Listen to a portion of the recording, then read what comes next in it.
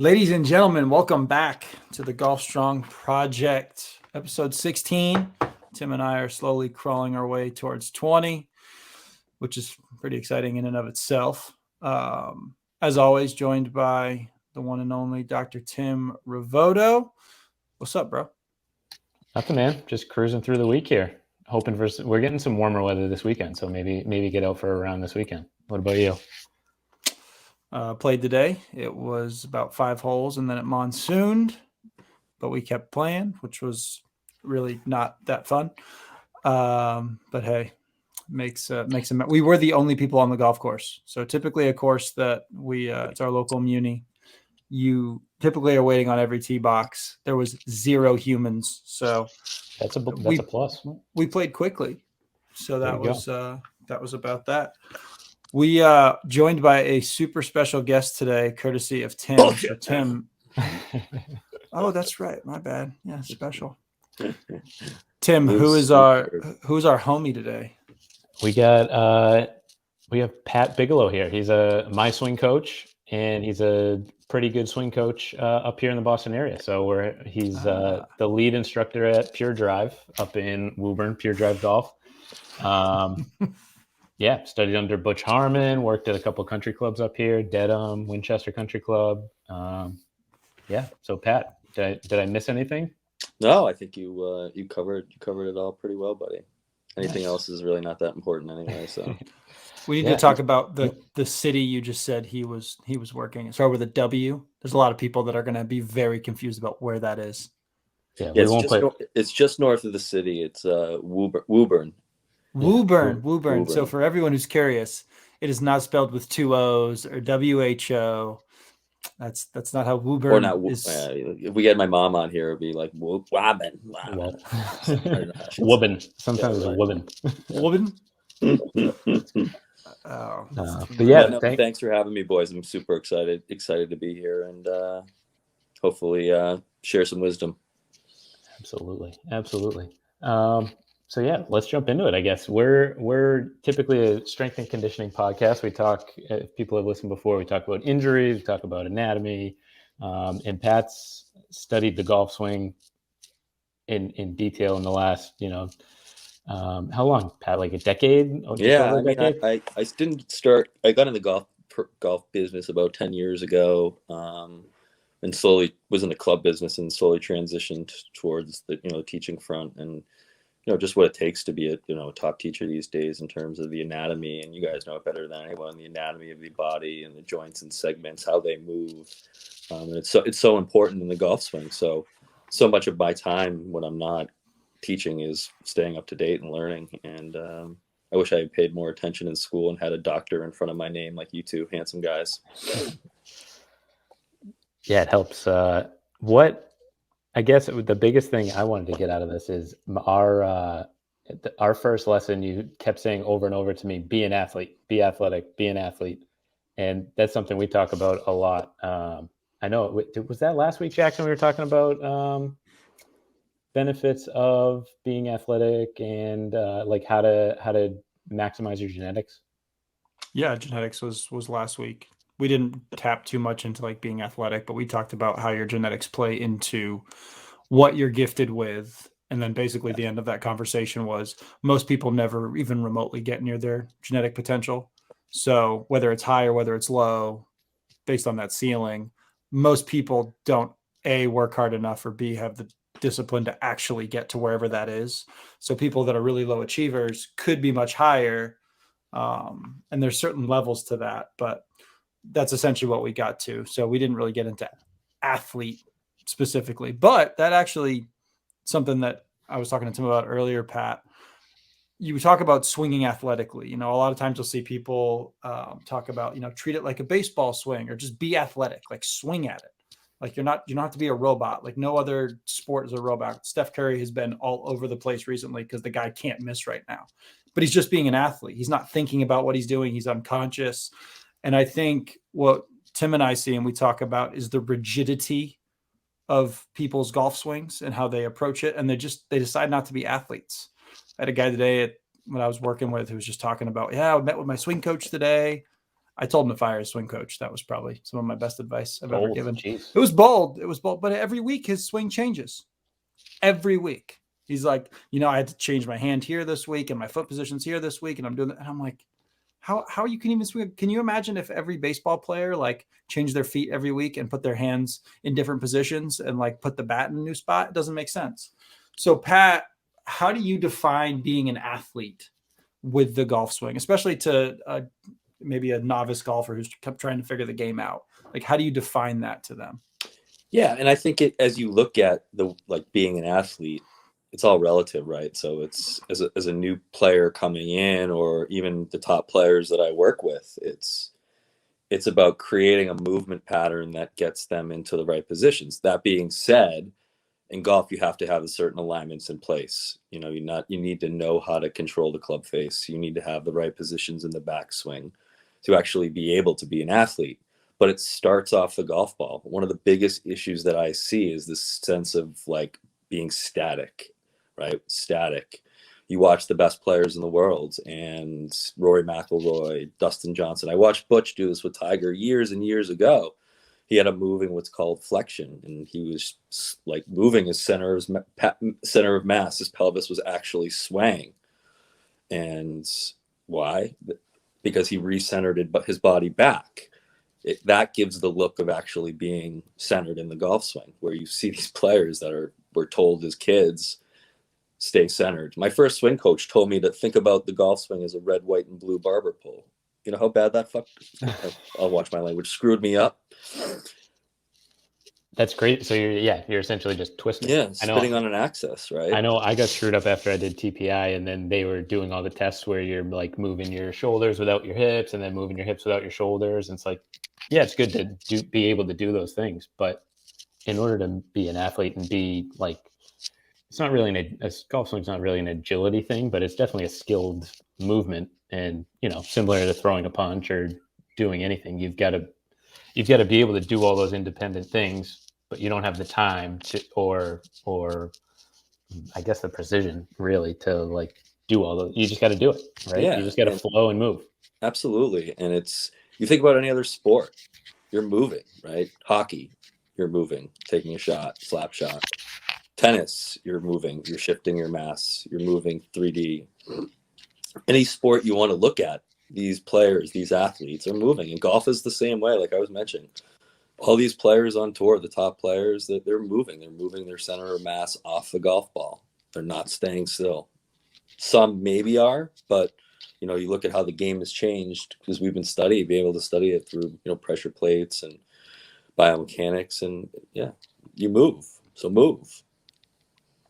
So do you feel, so this is one of the things I always think of anyways, is that we've kind of had this paralysis by analysis that's also resulted because of the amount of data that we have, where now people can be so data driven that it's these like little itty bitty things they're trying to correct, forgetting about the fact that that person has to athletically move to create those things.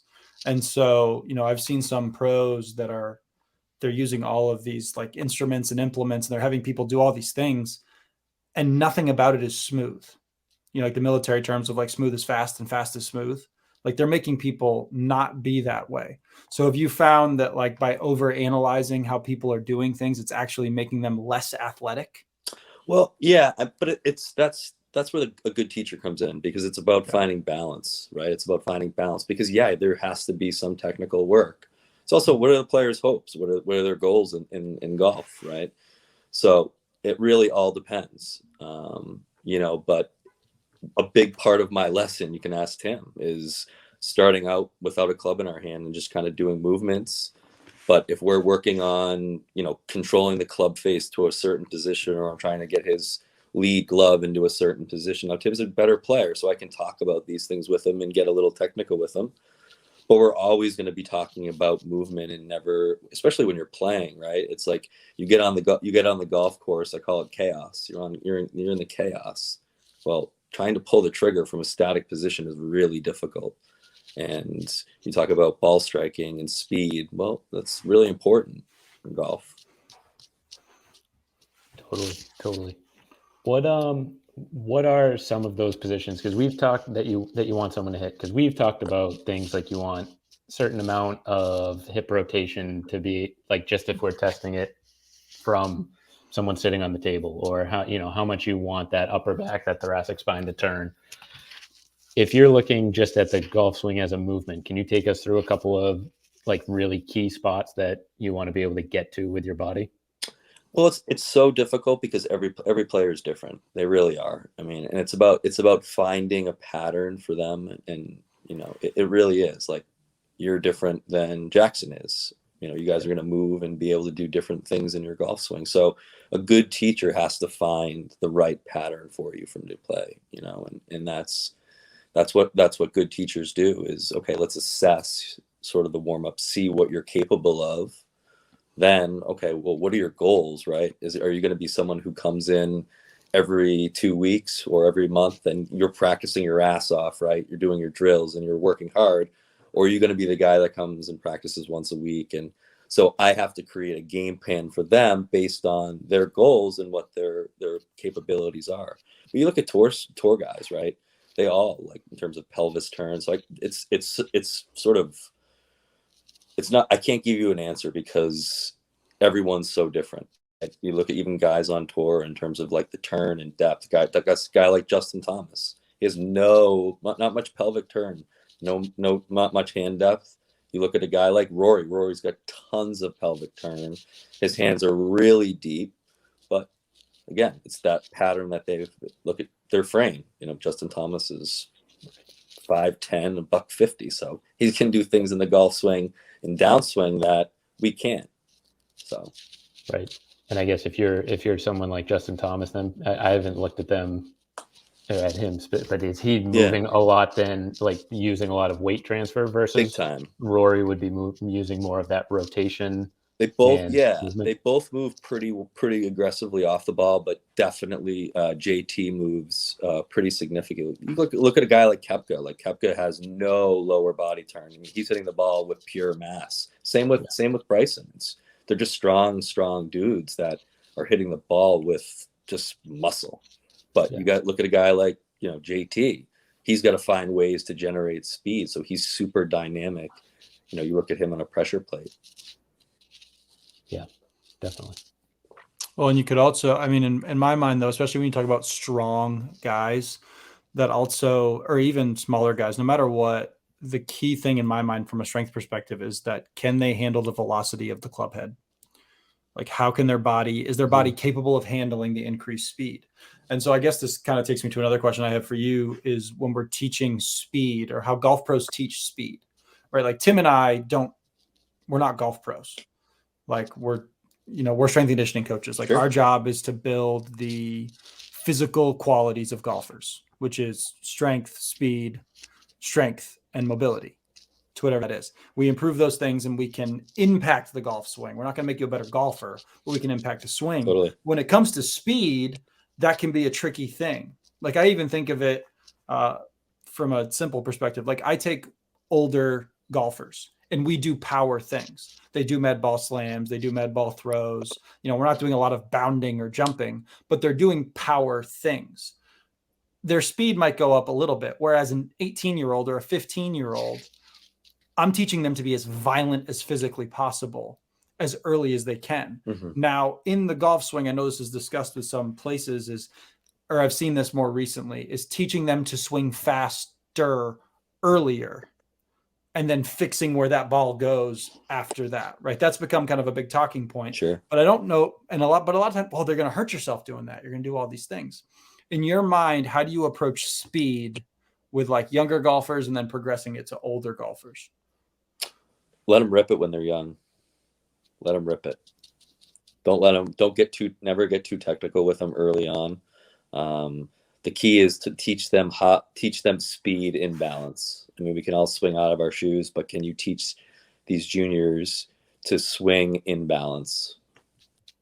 And just let their body figure it out. Yeah, let them figure it out, because they're so creative. And the thing with juniors too is, like, they don't give an F. They hit a bad shot and it's like, all right, how do I have to sort of organize my body? And they just sort of figure it out. And obviously you're guiding them along the way, but they're so good at sort of like, I mean, they're so so mobile, and to start getting them into, you know, different like risk conditions. And yeah, there's a time and a place for that, but too often coaches are getting these juniors into these technical mindsets, and again, taking them away from being the athletes that they are, right? You know, you look at a young college or young, really good Pop Warner, let's call it quarterback, right? They're probably not really talking to him about external rotation of the shoulder and, you know, getting this internal here to work it in. Like, you know, they're probably not talking to him about those things. They're probably talking to him about, like, you know, throwing hard and throwing accurate and being an athlete and moving, just a guess. Yeah. I mean, the good example of that is Bubba, right? Bubba apparently just taught himself how to hit the ball to a certain point, you know? 100%. I mean, he's a dime a dozen. I mean, you need instruction. If you want to get to a certain level, you really do. On all fronts, putting, pitching, full swing, you know, it's so important. If, you know, you want to get to that next level, if you want to just, even if you want to get better, you need it. But if you want to just don't give an F and you're good sucking, then by all means, go have fun. I'm not capable of that. Suck it up. So you bring up a good point, though. So you're talking about how when you have young golfers, you're not worried necessarily about, I mean, there's technical things you're working on, but you brought up being a quarterback. So I played quarterback my whole life. I played football my whole life. Golf is a way later thing that I took on. Sure. Even mechanically speaking, there were some things like, hey, get your elbow up a little bit higher, slinging it down here is going to result in these things. And I was like, okay, that makes sense. And I can see that and what have you. But the biggest thing was that the outcome is what mattered. Where did the ball go? How did it go there? And what did it do? And I see often in golf that we don't talk about that at all. We just talk about the little nitty gritty things that you just did, as opposed to what did the ball do? 100%. Now, what's the reason the ball could do that? And there might be 6 or 7 reasons. And then how do we impact those at a coaching level? I find it, at least for me, when I've transitioned, I guess, from all the other sports I've coached, from weightlifting to powerlifting to football, baseball, basketball, all those sports, golf it seems to lack that a little bit, where the outcome is just, it's overlooked almost. Like if I'm playing basketball, the ball goes in or the ball doesn't go in.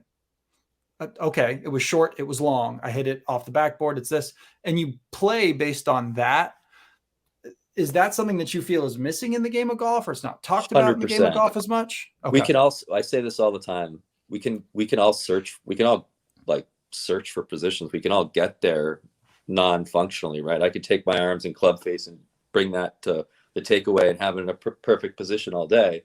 But can I do that on the golf course with pressure? No, right? But when you talk about being an athlete and moving, and I totally agree with you, where the first thing I'm looking at is, where did the golf ball go? Did it go right? Did it go left? Did it start left, go right? Did it start right and stay right? Was it a heavy shot? Was it a thin shot? Okay, let's figure out why that shot happened. So my job is to trace the root cause of that issue, usually a club face opening in the back swing, or an alignment in the backswing that's out of place, whether it's a long and laid off backswing or a short and across the line backswing, just a matchup that usually don't work for players. And then fixing the root cause. Now, not 90% of the time, and juniors do this really well, they'll just start pivoting and rotating way better, meaning they're not going to start flipping. They're not going to start early extending. They're not going to go into too much side bend. And then you sometimes have to work on the pivot. But if you just start working on impact, well, you're going to get out on the golf course and you're going to roll the club face open in the backswing, and you're going to come over the top, and anything that you try to do at impact is irrelevant. And you see it too often with coaches, in my opinion. So now can some of that, like flipping and compensation, be related to like other sports that you've played? Like if you're used to playing hockey or swing a baseball bat. 100% concepts, right? You can change a player's concepts pretty easily by just talking to them about different sports they know, right? Talk about a tennis player where you're not like, are you going to be doing this motion, this casting motion here by your right hip in that motion? No, you're going to be kind of holding it off it a little bit longer, right? Or you're talking to a hockey player who hits, a slap shot. staying down through the shot, but also understanding, all right, maybe the club face is similar to a hockey stick and a tennis racket. So you can really change a player's, the way they move by just kind of changing their concepts, I find. But that's on the coach to get a good background and understand what they did as a kid. So like I'll have like a 75-year-old guy in, and I'm asking him, I'm like, what sports did you play as a kid? He's like, what the fuck? I mean, what are you asking me? I'm like, well, oh, okay. Well, you played hockey your whole life. You watch hockey all weekend. Show me a slap shot. He takes it back and shows me a slap shot, and I'll have him do that. And I'm like, all right, let's throw a club into play. And Tim will see, I got a bat in my bay. I got tennis rackets in my bay. Because it's an athletic motion, and we all play sports as kids, and some of us play it through high school and college and adults. I teach NHL players. I teach a couple Patriots players, and it's so much of it is just relating to the sports and movements they know. Totally. Well, with the exception of throwing a discus, in my mind, off the top of my head right now, rotational athletes all end up in similar positions. Pretty close, yeah. Throwing a baseball, slap shot, like that elbow tends to come down. There's a shallowing of sorts, if you want to call it such, in the game of golf. But that's how you end up getting into that, like a baseball bat. If your elbow stays super high, sure, there's no way to hit the ball. Sure. Hockey, if your elbow stays really high, that rear elbow, sure, you can't hit the puck. Sure. Like you're not able to produce power. So they all end up in that position inherently. Like yeah, but some can play from that position. Some, like, if you talk about, and that's where I mentioned before, understanding their pattern, right? If that shaft, that internal shoulder elbow gets up and that shaft is short, well, that club's not going to have time to get around your body because it's in a short position. Now, if you go a la, Phil Mickelson, Webb Simpson, and get a little bit longer, well, you're going to have more time to get the shaft into position, and you're going to be able to stay in posture. Yes, it's club's shaft. In my opinion, the shaft has to shallow. If you want to play high-level golf, yes, there's some players that are never going to be able to do that, and you find ways to create it. But you look at guys on tour. There's only a few guys that you look at that don't shallow the club and aren't inside. Club isn't inside right before delivery. They're at the P6 position. One of the few guys off the top of my head is Brooks Koepka. Brooks hits down on it about 9 degrees and gets away with it because he's the strongest MFer on tour. One of the strongest. You look at the size of his arms. Look at how little he uses his lower body. He played with a fractured patella. Yeah, yeah, exactly. Because all he does, he uses his forearms. He supinates it the hell out of it on the backswing. He pronates it and flexes the glove on the way and down, and that's how he plays. Now, will he be able to sustain that in 10 years? My guess is no. You look at Jason Day. Yeah. Jason Day didn't use his lower body. He had a bad setup, too much knee flex, had no depth in his backswing. And where has he been? He's had back issues his whole life because he shallowed the club, what I call fake shallow, by going into so much side bend to drop it back. And he's just had back issues because of his golf pattern. Yeah. No, I know you wrote an article on that, or a blog article. And since you've pointed that out, I've looked at a couple other guys, and you see that Justin Rose is another one where he's had a ton of back problems. And yeah, I noticed he used to have a lot of flex. He's straightened it out a little bit, but you look at Day now. Chris Como has done an unbelievable job. He's basically, he's got his trail leg extended. He's got a more athletic setup, less knee flex. He's got a more turn in the backswing. So now he can actually stay closed through the shot and not have to go into this crazy sort of side bend to save it. Yeah. Yeah. Crazy. Well, I know I totally agree. Cause I used to teach tennis, and tennis is another one where people get rigid. So, you get a lacrosse player and you say, is that how would you catch the ball? Or, it's so important to connect with people and just figure out what clicks. And I'm glad you brought up the 75-year-old, because I had a guy last week on one of my Insta posts who was like, hey, why are you wasting your time with old people trying to get them to move better and be more athletic? And it's terrible. Isn't that terrible? It's crazy. You can totally develop an athletic ability, a skill, learn how to use your body better when you're old, just because you haven't done it for 50 years or 60 years. It's insane. 100%. And you can always find ways to generate speed. You always can find ways to generate speed, in my opinion. When players are like, I'm maxed out, guys, I can't turn, and I know I can't get speed. Can you just help? And I'm like, no, we definitely can. There's always ways. And, that's where taking the time to really learn. can help. Totally. We have to, for me, the biggest thing is we have to destigmatize getting old as a country, just generally speaking. Yeah. But like, it's so stigmatized well, Tim, your whole family's full blown Italian. Yeah. Italian grandparents are like the thing. Dude, in my families. My nanny broke her thumb 3 weeks ago. She went in for her follow up, and the guy was like, "I have to cast it." She literally made chicken cutlets the next day and brought them. Like I had a week's worth of chicken cutlets the next day. I need that. I need a nanny in my life, dude. Oh What yeah, the hell? everyone needs a nanny. Oh Everyone my needs God, God bless you. Jeez. Right? I think if I could redo it all over again, I would 100% be Italian. If I had a choice, like, please make me Italian. Just the food. Oh, it's insane. We have sauce in the freezer right now. We've got cutlets. We've got broccoli rabi. She'll make a panettone. You guys do a Sunday dinner, like a big Sunday dinner every Sunday? Really? Yes. 2 o'clock. So cool. Yeah. Yeah, 2 o'clock every Sunday. Awesome. Can you cook? So awesome. Yeah, I cook. My wife does not cook. Yeah. So you're the cook. Really? You're the chef.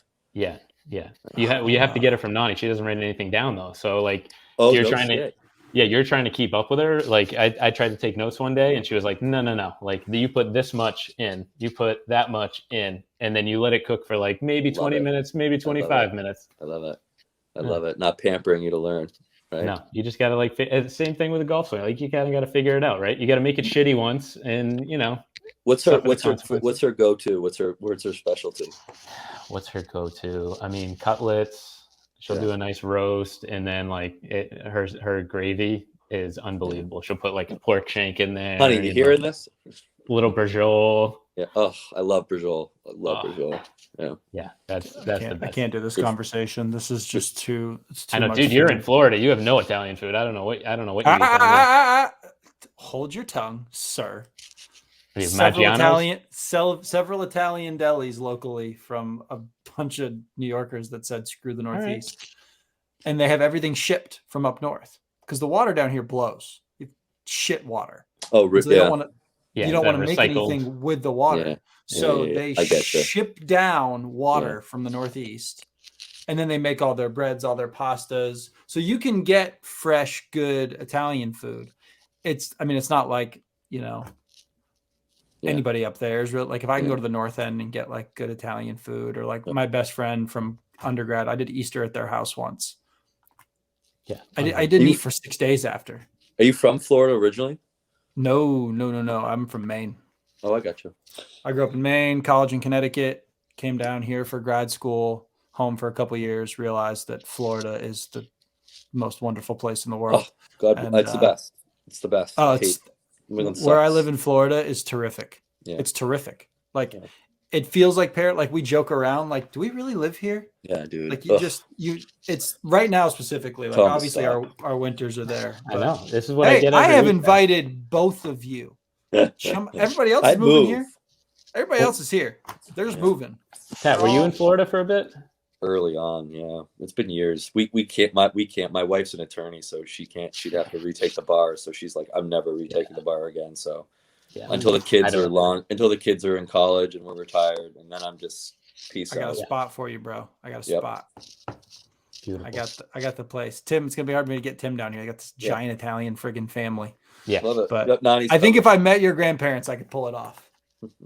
Well, Nani's in Naples, so they're always trying to get you to go down to Naples. That's not bad.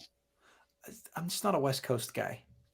I like Clearwater. It's nice, but I'm an East Coast guy in Florida, anyways. And Naples is an old place. Oh, it's 1,000 golf courses. 1,000 golf courses. Yeah, those are good spots. But yeah, a lot of golf pros go there, and they're just like, it's like you got to travel if you want to see some fun.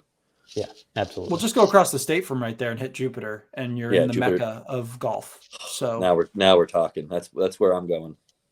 Oh, it's fun. We have a house just north, about 20 minutes, 15 minutes. Yep. Jupiter is terrific. Yeah, now, a little pricey. Yeah, but no, it's worse here. It's worse here. Oh, of course it's worse. It's the Northeast. So we're out. I'm out.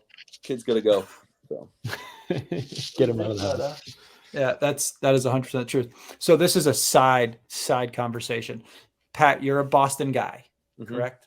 Like Boston guy. Yeah, I mean, I'm not like a hardo, like Red Sox rules, Yankees suck, but yeah. No, but you're a Pats fan. Yes, big time. Can we discuss McDermott getting his ass handed to him on Monday Night Football? The press conference was unbelievable. It was he was such a defeated man. It was great to watch. I mean, even the players, they're done. Bills are done. We killed them on their season's done. Arguably the next 10 years is done. So we killed the Chargers earlier in the season. It was just done. To run the ball twice. It's it was phenomenal. 222 yards rushing. Yeah. And everybody in the world was like, oh, they're going to run the football. And they were like, yeah, so bend over and take it. Good luck to you. Yeah, I don't know how you could be a linebacker in a game like that. Like I would pull up, who was it? Vontae Davis, who just walked off the field. Like if I was one of those middle linebackers, I'd probably just be like, I'm out. I'm done. Yeah. I can't. I mean, what do you do? I mean, it's they just pounded them all night, just over and over. And like both of our backs too are pounders. I mean, Stevenson is just, he hits hard. I mean, there's no easy taking him down too. So he was punishing those guys all night. It must have been dead. So also keep in mind that Damian Harris had that little like ankle. I don't know what the hell he did. He like had like an injury, hamstring, but he was fine at the end of the game. Like he was back in the game running. So I don't know if he just like dumped an ankle. I didn't see it. Can you imagine if for the last quarter and a half he was just healthy? Because Ramondre ended up having to take the rest of those snaps as opposed to them kind of going back and forth. I mean, it got to the point in the game where every rush was 6 yards or 4 to 6 yards as opposed to -2, gain 8, 4. Like that's just demoralizing. Like, and especially the times it wasn't going well, they just stuck with it too. They stuck with it. This team's built for the playoffs. They're built perfectly for it. I mean, the way that their defense is, the way that they can run the ball. We'll see. I love it. So we'll transition back to the golf game, but I think this is one way to do it. Belichick does what works to win. So I would imagine as a golf pro, you do what they need so they can succeed. Mm-hmm. And however you find those ingredients, maybe their putting is their big strong suit. All right, cool. Maybe their chipping is amazing. Maybe they can hit the ball 5,000 yards. I don't know what it is, but do you find yourself building people, especially people that are probably more competitive, not just kind of your average, they play once a week, but your guys like really want to play. Sure. Do you find yourself really scheming how they approach the game? 100%. Yeah. I mean, it's all my top players keep stats. Simply put, I watched Butch do it, what he would do end of the year.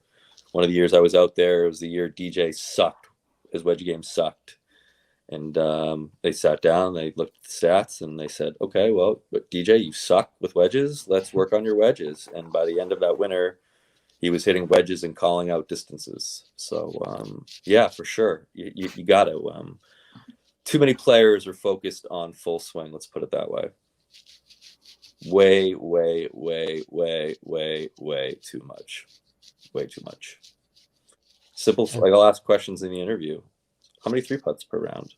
Oh, like 5 or 6. I'm like, what? So simple concepts, simple telling them like this is insanely too many. Like let's talk about what could happen to your handicap if we eliminated like 3 of them. Or what if we eliminated some of those duff chips and skulls, or simple things like that where players just want to they love the pitcher, they love the beautiful swing, and you look at players on tour, like their swing's different from swing to swing. They're not in the same position every single time. They're different. Totally. They're moving so fast, they're indifferent. They're hitting bad shots. They're not finding the center of the club face every single shot. Trust me. They found ways to minimize their misses. What separates them from, your scratch golfers around here is their short game, distance and short game. Big time. Yeah, so a lot of my time is spent like teaching players to read greens. I've learned aim point, and best players. I'm working with a kid from USC. Nope, like we tested him. Can't read greens. Can't start the ball on line. Well, there's 2 really important skills that could benefit you who plays at a very high elite level, right? So that's why it's technology, and this data is very important so you can quantify these things. Yeah. So, Is there a point where you would introduce the data, and like a point where you would just say, and it's not worth it at this point, let's just like stay pretty just general and basic as far as thoughts go? what do you mean? Like if you've got, let's say you've got like a 20 handicapper, Sure. and you're just really trying to get them moving and feeling athletic in a golf swing versus like a college competitor who's really trying to go from 71 to like 67s. Sure. Yeah, it's a different approach, but sometimes it's the same. I mean, I'm working with a kid from Hartford right now, and we're working on a speed dynamic motion on the downswing, where he's pushing hard down into his cuboid bone there in his left foot, and I could be doing that with a 65-year-old guy because it's a great way for players to develop speed. He wants to hit the ball farther. We looked at his driver yardage, and where he needs to be or where he wants to go, he's got to hit it further. So this is the way that we've sort of discussed, and it's always a team approach about how we're going to do that. And it's going to take time. It's going to take patience. So in those situations, sometimes I'll turn data off and say, let's just not worry about that. I mean, I'm like, don't worry about what the ball looks like right now. This is totally new. This is a totally new movement. Let's get a good understanding. So yeah, going slow and having awareness is super, super important. But when you're out on the golf course, I don't want you moving slow. I don't want you thinking technically. Right. That's outcome. That's all outcome based. Yeah, absolutely. For sure. You guys have you guys read Conscious Coaching by Brett Bartholomew? Yeah. So in that book, do I need to read it? It's a great book. What's it called? He basically Conscious Coaching. Okay. And basically he describes I don't know, it's like 14 different types of players. Specifically in football is where he kind of names it. But my point to bringing that up is that what the key discussion is that every player he has to approach differently. Some players are like the rah-rah guy, and some players are really quiet. Some are the really hard workers that never speak. Sure. And I think, especially Tim and I, at least in our fields, like when we talk about patients or we talk about clients that we're doing S&C with, I have to approach all of them in a whole lot of different ways. Like my technical people that are like numbers engineers or they're accountants, they have like this like weird fetish for friggin' numbers. Like they want to know the speed of everything and how fast it's going and all these kind of things. Or like what joint angle do I need to be at? How much rotation do I need? And at least what I've found in the game of golf is that some of that can be really helpful and some of that can also deter them. Like we just talked about rotation. Some people have a little more stiff of a pelvic rotation. Some people have this giant hip rotation. Sure. And being able to coach them through, hey, that's okay. Tim and I would do this specifically with like pain. Like if we're talking about pain with anything, it's, hey, a little bit is okay here for you. And other people, I'm like, hey, I want you just to avoid this, just to see what the outcome changes. And I think that that's maybe something other sports I see maybe less with. Like the average basketball player is not looking at spin rate off their finger. Right. I mean, that's just not. But it's also a less precise sport, I would argue. You're talking lower speed. Do you think at the NBA and college level are they tracking that? Maybe. I have no idea. I think they might. I know they're wearing vests that track like your movement and your explosiveness, like when you're cutting and jumping and stuff. Yeah. But no, I don't know about ball spin. That's a good question. Well, that's one of those things that in all reality, again, especially because that's a game where the result is the determining factor. I don't really care how Kevin Durant shoots. The fact that he shoots 68% or whatever he shoots from the field is really all I give a shit about. Sure. It's no different than free throws. Like if you shoot it underhanded behind your back, hey, all the best to you. It goes in. I mean, all of us have played my godfather's a perfect example. It's like 3-4 years ago. He goes to pick up a tee and his back just like seizes. Can't move. He shot 6 over. It was on the second hole. Played 18 holes and he shot 6 over. And all he did was use his arms. Yeah. So in that moment, I'm not like, oh, I wonder what your ball speed is. He's like, this is how it goes straight. This is how I'm going to do it. So at really high levels, I think that matters. But for like amateurs, I mean, specifically like myself, I'm like, okay, where'd the ball go? Yeah. Okay. How do I make the ball not do that? Mhm. and then I kind of go from there. So I see how that can be like a complicated conversation in the game of golf. Sure. And that's where it's important you don't put too much data on them, where it's like, all right, let's focus sort of on like this one number, the club face, for instance. It's really positive right now, and that's not good. And we need to get it more negative. Where you talk about swing, like club path, by just showing a player their club path where it should be. And like with technology, you can show tour players and you can show, it's really cool. Like we can quantify everything and say, okay, when you are swinging this far left, that's a problem. We've got to get this number back. So it creates a really good structure for them when they go practice, if they have access. And most players that I teach come back and practice at our facility. So it's good for them to be able to quantify it. Now, if I have a player they'll be working on, one drill for just call it 2 or 3 weeks, and all their practice is just doing one simple drill. Not simple, but just a drill. Now, we don't care about numbers. We're not looking at the numbers, but that's on me to make it very, very clear to them that we don't care about numbers. We don't care about ball striking because you are in technical mode. So then you talk about going on the golf course, and it's like, all right, now we got to combine these two, performance and technical. Okay, now we're going to tournament play, and it's all performance, all skill building.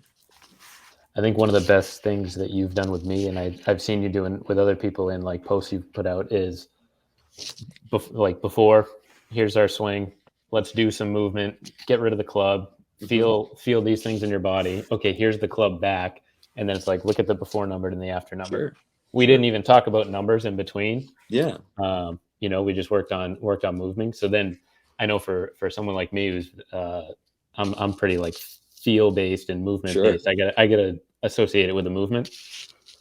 It's just, okay, I know if I just missed left that I was doing this, like I need to focus on this, I need to focus on getting onto my front foot, or I need to focus on this feel. Yeah, I can't be out with players all the time, so they got to know how to. It's on me to really go through their issues and say, all right, this is how you fix it. Right, this is how we're gonna. When you're on the ball's going right. Well, for you, your pattern is that club, or your tendency is for you to, hang back a little on it, not cover it, whatever it may be. And so, okay, when you're in those situations, you have to. Now, the hardest part sometimes is getting player to actually make that move and exaggerate that move. So, I'll get in there sometimes and I'll push and I'll turn the video on and I'll say, this is what you look at impact. Okay, you're trying to hit shots right now, and this is where they look, oh, let me try stuff. Let me try this. This is going to work. And they never do it. And I'm saying, okay, let's slow it down. And I'll actually physically take them and start turning their bodies in them, like from the top, and put them sort of in and video it and pull them all the way through the golf swing. And they're like, whoa. And they're like shocked. And I'm like, all right, let's take a look at it. And they see how their body's organized at impact. And they're like, okay, I get it now.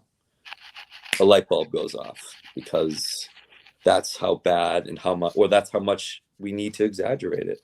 I've said this to Tim before. I can't teach myself. Some coaches can, because I can't get myself to push it enough, to exaggerate it enough, especially in play.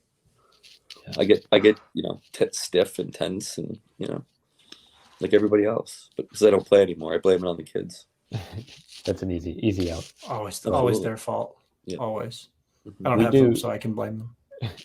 I'm looking at, I saw a dude on somewhere online yesterday who had a stroller and then had found a way to get all his clubs to rest on the handle, like with the grips under the stroller. I don't know. I might look into it next year. We'll see. It might be a good invention.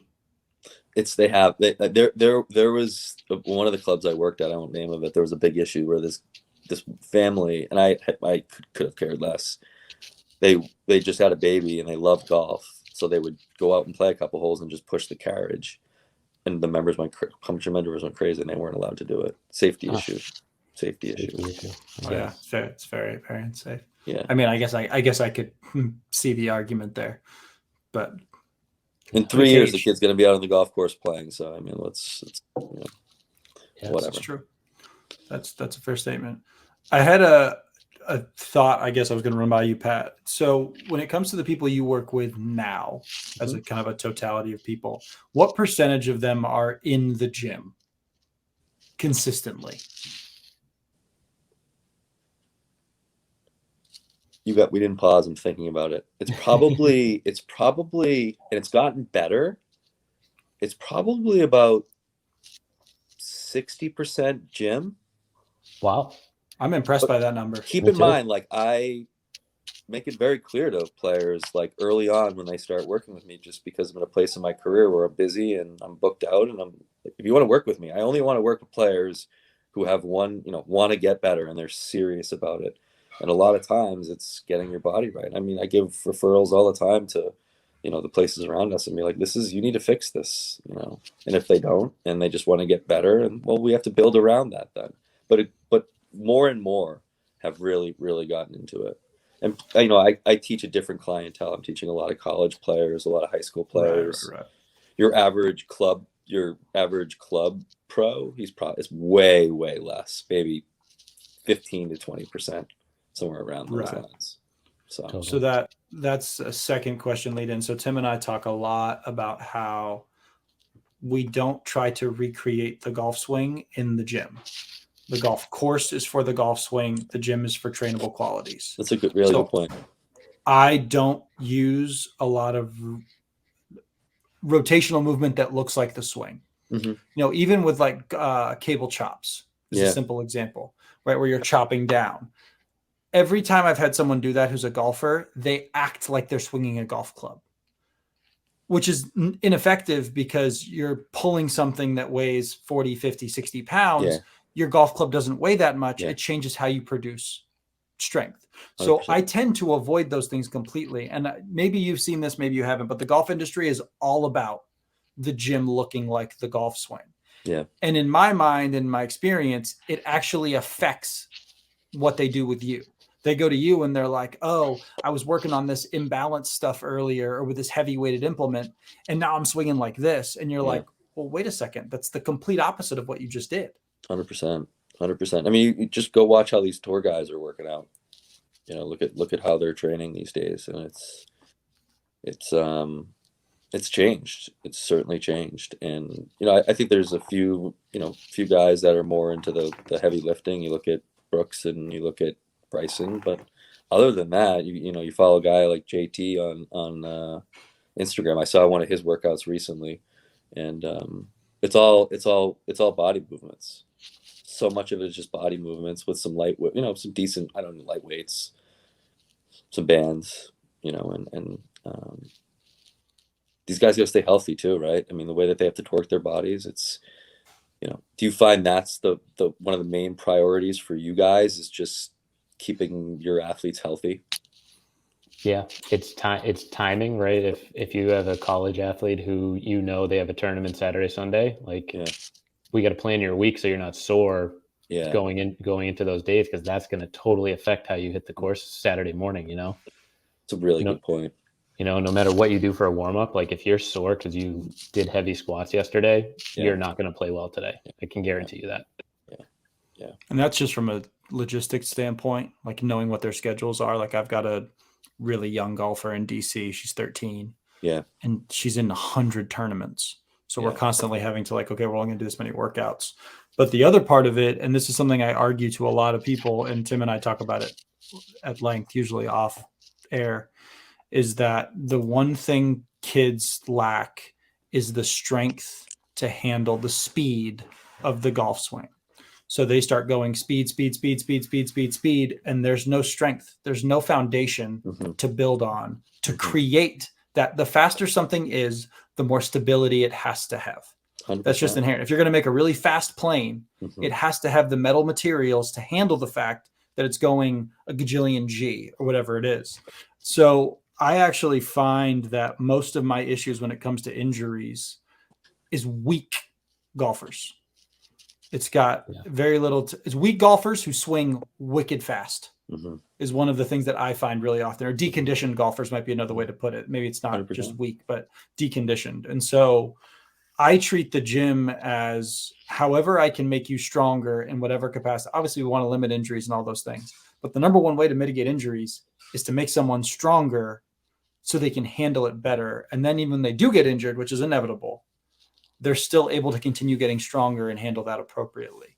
And so that's a really key thing for me anyways, is that they understand the gym's purpose is to somewhat bulletproof them for the swing of the golf club, which helps mentally for them. That helps a lot because they don't treat it as this is the golf swing. They treat it as this makes me better at swinging the golf club. Yeah. Tim, is that? Yeah, and I always just emphasize doing stuff that doesn't look like the golf swing, because you're already like, if you want to get better at swinging the golf club, you have to swing the golf club, right? I do the same. I do a lot of training with runners too. So I'll get marathoners who then want to go in the gym and they want to do like super light squats and do sets of 30 reps. It's like, no, you already get all your endurance by putting in 100 miles a week. Yeah. So we've got another goal for the gym for you is we're going lighter and heavier. We're going to see how much your body can handle, and then we're going to find a good balance so that, you're not injured, you're not sore on race day. Same thing with golf. We're going to find the right blend. Like some people love using the dumbbells and the barbells, and we just play with weight and what they're doing. Yeah. Other people just want to work out at home, and you can totally do it with just bands, body weight, and the biggest thing I think, and you alluded to this earlier, Pat, is just that it's fun. Like it's something they enjoy doing. Because especially if you have a kid, like going and doing 10 sets of 5 squats is not fun. Totally. But if you can make it a game or make them play, like that's the biggest thing. Depends on the kid. Totally. I mean, that was like one of those things. Like I remember being in like 7th grade and being like, I'm going to out squat everyone in this room. And that was like a main priority of mine. Yeah, like I was just like, definitely not. I was like, no. That was totally one of mine. I was like, well, and as I told Tim. Yeah. Right. If you're playing wiffle ball in the front yard, like, who's driving by right now? I'm trying to hit a home run. Yeah.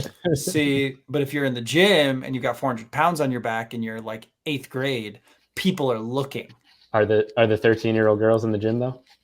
Oh, of course. They're not doing anything, but they're there. I don't know what they do. The pride that we had as youngsters, right? Oh, it was totally true. I was such a little asshole. Really? I would have never guessed. Oh, no idea. Come join, say hello. So what's up, guys? For everyone who cannot see this, my dog is coming up here and licking my face, and my other dog is screaming at him because he's not out of his crate. Yeah. Well, Jackson, let's be respectful of Pat's time. We got any last thoughts, questions? Yeah. He answered all my questions. Those were my main thoughts. Pat, you are a legend. I don't know you, but you seem Tim likes you, and that seems to usually suffice for me. Well, Tim's the man. I appreciate you fellas having me on. Anytime, please let me know. I'm around. Oh, we're doing 2.0. Yeah, I'm not cool, so I'm usually very available. Us too. Well, I mean, is that because you wear that shirt to the bar every week? Is that like your go-to? Man. Takes a certain person to pull this off. Oh, it's ballsy. I like it. Mm-hmm. This is nothing. I tell you, dude, I should be in some Caribbean island just surfing my way around and just chilling, but nope. Slaving away in a bay, making bums like Tim better, Hey, someone's got to do it. No doubt. There's this place called Sawgrass. I know some people, Pat. I mean, it's just an idea. Just let it marinate. Someday. Let it marinate. Someday. All right, boys. Well, everybody, as always, thank you for joining us. We appreciate it. Pat, how do people follow you? Where do they find you? You can just find me on Instagram at oh Jesus, I don't even know what it is anymore. It's P Bigelow pure PDG. I just changed P Bigelow, male gigolo. Yeah, male gigolo. I haven't heard that too many times. Original. Sarcasm. Of course. Of course. All right, boys. Nice to chat. Thanks for having me on. Peace, y'all.